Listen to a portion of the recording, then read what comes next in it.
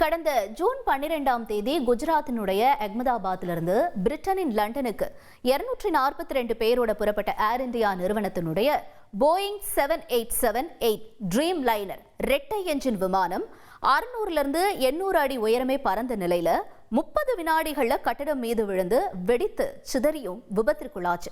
இதை நிச்சயமா நம்ம யாராலுமே மறந்திருக்க முடியாது. இந்த விமான விபத்துல விஸ்வாஸ் குமார் ரமேஷ் அப்படிங்கிற ஒரே ஒரு பயணியை தவிர 241 விமான பயணிகள் உட்பட மருத்துவக் கல்லூரி மாணவர்களோடு சேர்த்து 275 பேர் உயிரிழந்தாங்க.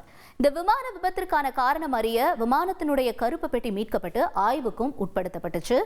இந்த விபத்து குறித்து விமான விபத்து புலனாய்வு பணியகம் அதாவது AAIB சம்பவ இடத்துக்கு நேர்ல போய் ஆய்வுகளை நடத்தி தகவல்களை சேகரிச்சிருக்காங்க. இவங்களுடைய 15 பக்கங்கள் கொண்ட முதற்கட்ட அறிக்கை இன்னைக்கு அதிகாலை வெளியிட்டிருக்காங்க. அந்த அறிக்கையில சம்பவத்தன்னைக்கு விமானம் புறப்பட்ட 32 நொடிகள்ல 2 என்ஜின்களுமே திடீரென பழுதானதுக்கான காரணம் தான் இந்த விபத்து ஏற்பட்டது அப்படிங்கிற மாதிரி தான் அறிக்கையில சொல்லப்பட்டிருக்கு. விமானம் புறப்பட்ட சில நொடிகள்லயே 2 என்ஜின்களும் செயலிழந்ததுனால ஒரு விமானி மற்றொரு விமானி கிட்ட எரிபொருள் செல்லும் வால்வை ஏன் அடைச்சிங்க அப்படின்னு கேட்டிருக்காரு. அதுக்கு தான் அடைக்கல அப்படின்னு இன்னொரு விமானியும் பதில் கொடுத்திருக்காரு. சில வினாடிக்கு அப்புறமா எரிபொருள் செல்ற 2 வால்வுகளும் மீண்டும் செயல்பட தொடங்கினாலும் ஒரு இன்ஜின் மட்டுமே செயல்பட தொடங்கி இருக்கு. கட்டடங்கள் மீது விழுந்து தீப்பிடிச்சதுனால விமானம் முற்றிலும் உருக்குலைய காரணமாக இருக்கு. விமான பாதைக்கு அருகில பறவைகள் நடமாட்டம் இருப்பதற்கான எந்த ஆதாரத்தையும் புலனாய்வாளர்கள் கண்டுபிடிக்கல. இதனால புறப்பட்ட பிறகு விமானத்தில் ஏற்பட்ட இரட்டை இயந்திர செயலிழப்புக்கான பறவை மோதி நிகழ்ந்திருக்கலாம் அப்படிங்கிறதுக்கான வாய்ப்பு இல்லை அப்படின்னு சொல்லப்படுது. விமானத்துக்கு அப்புறமா ஏற்பட்ட கடுமையான வெப்ப சேதம் காரணமா இது இருக்கலாம்னு இன்னொரு பக்கமும் சொல்றாங்க. விபத்திற்கான காரணம் குறித்து விசாரணை ஒரு பக்கம் தொடர்ந்துகிட்டு இருக்கு. முழுமையான அறிக்கை வர இன்னும் 6 மாசங்கள் ஆகும் அப்படிங்கிற மாதிரி தான் விமான விபத்து குறித்த புலனாய்வு அமைப்பு ஏற்கனவே தெரிவிச்சிருக்காங்க. சரி, என்னென்ன விஷயங்கள் ஏர் இந்தியா விமான விபத்து தொடர்பா விசாரணை குழு சேகரிச்சிருக்காங்க அப்படிங்கறத நம்ம பார்க்கலாம். இந்த முதற்கட்ட தகவல்கள் என்னென்னலாம் வந்திருக்கு, விசாரணை குழு எதனுடைய அடிப்படையில இந்த அறிக்கையை விட்டிருக்காங்க அப்படிங்கறத நம்ம பார்க்கலாம்.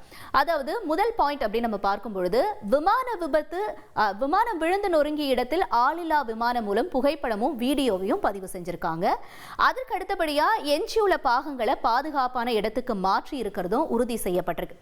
அதாவது முதற்கட்டமா இந்த குழு அந்த விமான விபத்து நடந்த இடத்துக்கு போயிருக்காங்க. அங்க புகைப்படம், வீடியோ இதை எல்லாத்தையுமே எடுத்திருக்காங்க. அப்புறம் அங்க எஞ்சி இருக்கிற பாகங்கள் இதை எல்லாத்தையுமே சேகரிச்சு இதை ஆய்வுக்கு கொண்டு சென்றிருக்காங்க. இது முதல்ல நடந்திருக்கு இந்த விசாரணை குழு பண்ண விசாரணையில. ரெண்டாவது, விமானத்தின் சிதைந்த 2 என்ஜின்களும் மீட்பு.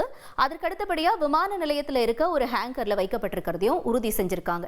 அதாவது அந்த என்ஜின் கோளாறுனாலதான் இந்த விமான விபத்து ஏற்பட்டிருக்கு அப்படிங்கிற மாதிரி சொல்லியிருந்தாங்க இல்லையா. அந்த மீட்கப்பட்ட 2 என்ஜின்களையும் இவங்க விமான நிலையத்தில் இருக்கிற ஒரு ஹேங்கர்ல வைக்கப்பட்டிருக்கிறத உறுதி செஞ்சிருக்காங்க. அந்த 2 என்ஜின்களுமே ஆய்வுக்கு உட்படுத்தப்பட்டிருக்கு. இது 2வதா விசாரணை குழு தரப்புல இருந்து சொல்லப்பட்டிருக்க விஷயமா இருக்கு. அடுத்தபடியா 3வதா இவங்க இங்க என்ன செஞ்சிருக்காங்க அப்படின்னு பார்க்கும்பொழுது, அதாவது விசாரணைக்கு தேவையான விமான பாகங்கள், பிற பொருட்கள் அடையாளம் காணப்பட்டு சேகரிச்சும் வச்சிருக்காங்க. அங்க விமான பாகங்களும் இருந்திருக்கலாம், மற்ற பொருட்களும் இருந்திருக்கலாம், பயணிகளுடைய பொருட்களும் இருந்திருக்கலாம், அவங்களுடைய உடல் பாகங்கள், இந்த மாதிரி நிறைய விஷயங்கள் அங்கு சேகரிக்கப்பட்டிருக்கு. இதை எல்லாத்தையுமே ஆய்வுக்கு உட்படுத்தி இருக்காங்க. இது 3வது விசாரணை குழு மேற்கொண்ட ஒரு தகவல்.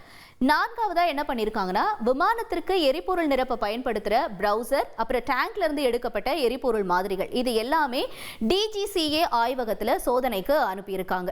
அதாவது நம்ம பார்த்துருப்போம் என்ஜின் லெஃப்ட் சைடில் நமக்கு அந்த இது இருக்கும். அதாவது என்ன சொல்றதுன்னா டேங்க் அப்படின்ற ஒரு விஷயம் இருக்கும்.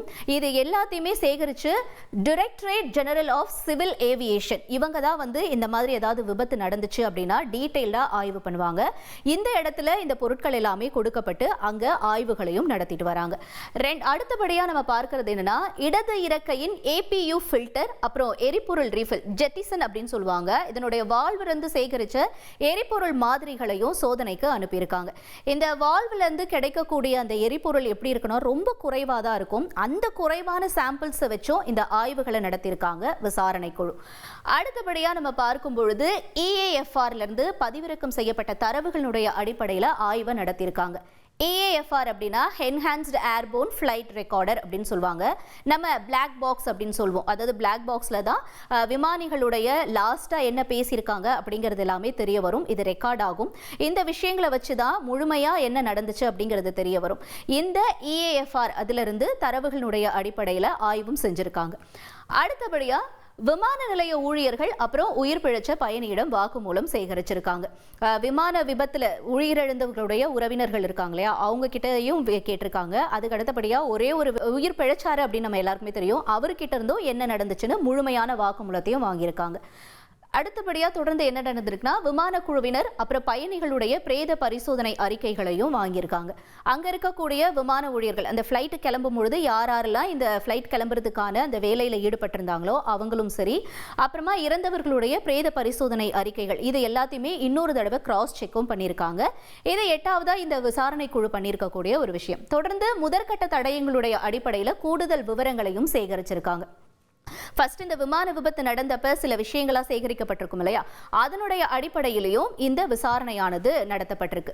தொடர்ந்து அடுத்து என்னன்னா, அதாவது போயிங் 787 அப்படி இல்லைன்னா GE/NX-1B இயந்திர ஆபரேட்டர்கள் உற்பத்தியாளர்களிருந்து இன்னும் எந்த விசாரணையும் நாங்கள் தொடங்கலை அப்படின்ற இன்னொரு பாயிண்ட்டையும் சொல்லியிருக்காங்க.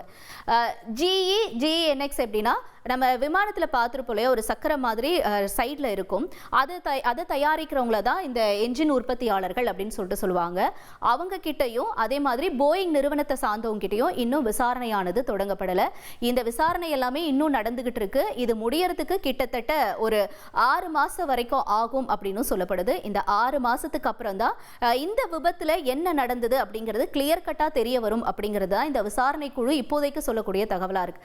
ஆனா இது ஒரு பக்கம் இருந்தாலும் இந்த விசாரணை எல்லாமே ஒருதலை பட்சமா இருக்கு அப்படின்னு சொல்லி விமானிகள் சங்கம் ஒரு கண்டனத்தையும் பதிவு செஞ்சிருக்காங்க. விசாரணையில வெளிப்படைத்தன்மை இல்லை அப்படின்னு அவங்களுடைய தரப்புல சொல்லியிருக்காங்க. இது இன்னும் நீளும் அப்படின்னு தான் சொல்லப்படுது. தொடர்ந்து பொறுத்திருந்து பார்க்கலாம் இதற்கான உண்மையான காரணம் என்ன வரும் அப்படிங்கிறது. அதிமுக்கிய விவரங்களை அனைவருக்கும் புரிய வைக்கும் பாட்காஸ்ட். உலக அதிகம் தவிர்க்க முடியாத முதல் மக்கள் வளைகுடா நாடுகள் பிரான்சிஸுக்கு பிரியா சம்பவங்களை தேடி களத்திற்கே உங்களை அழைத்து செல்லும் ஸ்பாட்லைட். அங்க இருக்கக்கூடிய கள விவரங்கள் என்ன? அமலாக்கத்துறை கடந்த 5 வருஷமாவே சார் எனக்கு ரொம்ப பிடிக்கும் அவர் வர்றதுக்காக. எங்களுடைய நியாயமான கோரிக்கை. Even at the cost of stopping. பார்வையாளர்களையும் செய்திக்குள் பங்கெடுக்க செய்யும் மக்கள் குரல். 50 ரூபாய் எங்களுக்கு தண்ணிக்கு ஒரு தீர்வே இல்லங்க 10 வருஷமா. எங்களுக்கு சரியான ஒரு விடிவு கிடைக்கவில்லை. 60,000 ஏக்கருக்கு தான் கேக்குறோம். பிச்சை கேக்குறாங்க. புத்தம் புதிதாக வித்தியாசமாக ஹெலிகாப்டர்களின் உதவி என்ன படிக்கலான்றதுல பேரண்ட்ஸும் என்கரேஜ் பண்ணணும், ஸ்டூடெண்ட்ஸும் தேர்வு செஞ்சு. எனக்கும் சீமானனுக்கும் பெரிய வித்தியாசம் இல்லைங்க. ஒரு பாயிண்டா சொல்லணும். உங்களுக்கான தலைவர்களை பொழுதுபோக்கு தளத்தில் தேடாதீர்கள், போராட்ட களத்தில் தேடுங்கள். அனைத்தும் உங்களுக்காக. எப்போதும் இணைந்திருங்கள் தந்தி டிவியுடன். தவிர்க்க முடியாத தம்ப்நெயில்ஸ், கலக்கலான கண்டென்ட்ஸ், சினிமாவும் சீரியஸ் பிரச்சனைகளும், பல வருடங்கள் தளபதி இடைவெளி விஜய் கலகலப்பும் கைகலப்பும். Me too, love you. Thank you so much. Mass ஏத்துறது ஏற்ற தெரிக்குதுனாலே டன்னு தான். பிரேக்கே இல்லாமல் பிரேக்கிங் நியூஸ் சொல்லும் தந்தி டிவி ஆப். இன்ஸ்டா தலைமுறை வரை இறங்கி அடிக்கும் தந்தி டிவியின் டிஜிட்டல் எக்ஸ்க்ளூசிவ். அது தண்ணிக்குள்ள போகும்போது ஹேங் ஆயிடுச்சு. உங்களுக்கு விஜய் சார் எந்த அளவுக்கு ரொம்ப பிடிக்கும்? Of course, Malayalis are huge Vijay sir fans. ரெண்டு பேருமே ரொம்ப பிடிக்கும் எனக்கு. தந்தி டிவி ஆப்பை இலவசமா டவுன்லோட் செய்யுங்க. ஃபாலோ பண்ணுங்க, சப்ஸ்கிரைப் பண்ணுங்க, என்ஜாய் பண்ணுங்க. ட்ரெண்ட ஃப்ரெண்ட் ஆக்கிக்கோங்க. தந்தி டிவியின் சப்ஸ்கிரைபர்ஸ் அண்ட் ஃபாலோவர்ஸ் குடும்பத்துல நீங்களும் இணையுங்க.